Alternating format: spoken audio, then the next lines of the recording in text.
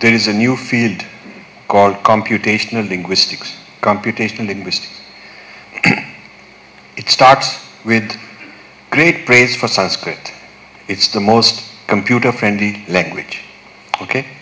And a lot of money, a lot of Western scholars in different fields interested in this. So Indians get very excited. A whole lot of grants start coming.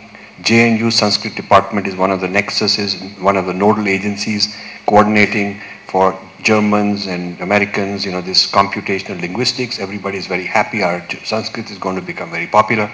What they do in computational linguistics is to reduce the number of sounds, the alphabetic sounds in Sanskrit, to a smaller number, because you cannot map them onto English 26 alphabets. You cannot. We have more than that. So some of the intonations get lost, which for us is a very serious problem. You cannot get rid of the intonation. The intonation of a mantra is very important. And the bhav with which you are saying the mantra, and where you are when you say the mantra, the whole context and environment is very important. So in computational linguists, they throw all that out, which means they're de-Hinduizing it. They're reducing it, simplifying it, getting rid of all those things because they cannot accommodate them in their way of thinking. So this computational linguistics is taking Panini's grammar and turning it into something which has no trace of Panini and no trace of Sanskrit left. It is kind of a meta language, a meta grammar, which does not have the Indian sources visible at all. So they're picking our brain, mapping it into something else, which takes some of these ideas. Now, why do they want to do this? They want to do this because one of the biggest applications, which will be one of the biggest money-making applications in the near future, is natural language translation. So I speak in English and it comes out in Japanese.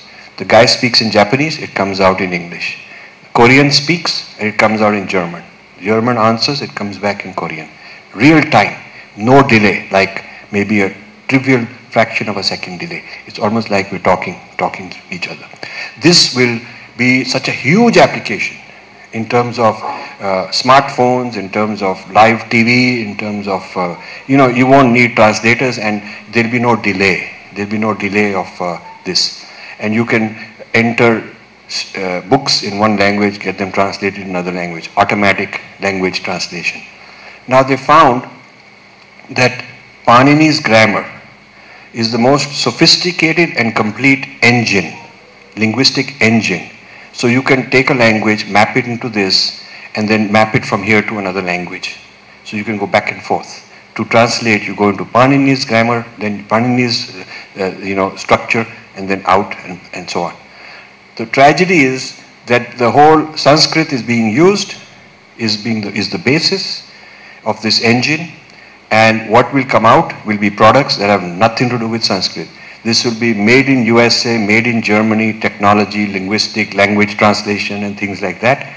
And our people will have made a bunch of money. They're getting a lot of grants, but 10 years from now, 20 years from now, they'll be sitting retired. Of course, the next generation will not even know that this happened. This is an example of digestion. This is an example of what I'm researching and pointing out. And this is happening in fields like mental health, neuroscience, psychology.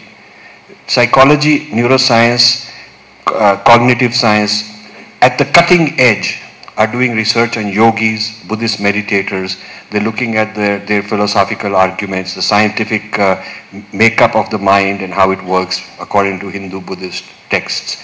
They're looking at that, and they're looking at the actual experiential results of these advanced meditators, doing a lot of scans and a lot of measurements, and translating it into what they're calling Western science. Western science.